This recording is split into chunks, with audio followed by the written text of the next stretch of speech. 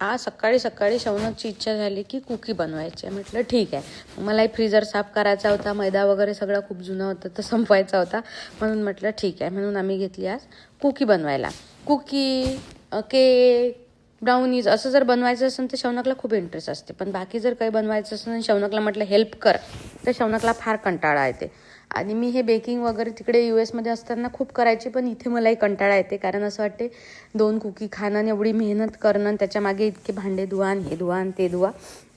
पण आता ते खूप दिवस झाले त्याला ती पर्टिक्युलर कुकी खायची होती आणि ती इथे मिळत नाही, म्हणून मग आम्ही तो करण्याचा घाट घातला. मग इथं बघा, मग मध्ये मध्ये मध्ये मध्ये फोन तर बघायचाच असते.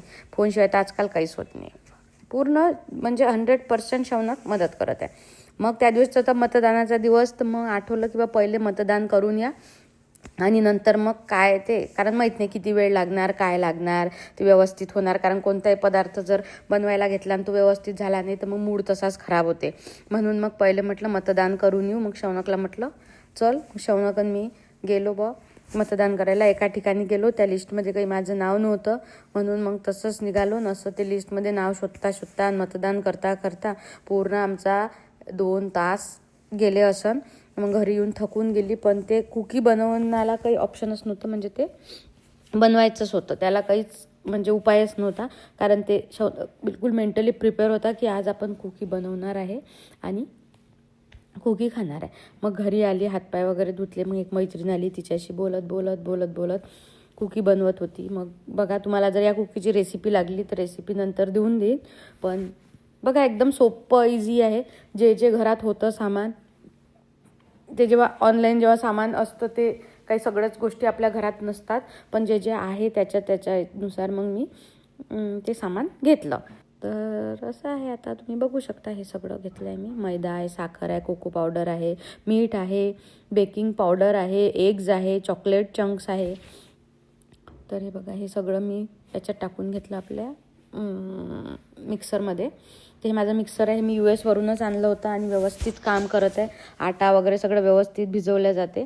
आता हा पसारा असाच आहे, कारण म्हटलं एकदा ते झालं की मग सगळं एकसाथच आवरून, मग जर काही करायला गेलो हे असं सांडसूण नाही झालं तर मग काय. त्याच्यामध्ये बटरही होतं. हे बघा, सगळं साखर, बटर हे सगळं एकत्र टाकून त्याला मिक्स करून घेतलं. त्याच्यानंतर त्याच्यामध्ये एग्स टाकले.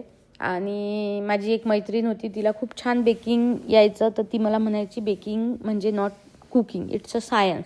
थोडंसं जरी इकडे तिकडे झालं तर मग ते तुमचं जमणार नाही. ते बघा, याच्यामध्ये साखर आहे, बटर आहे, त्याच्यानंतर मी बहुतेक एग्स टाकलेले आहे.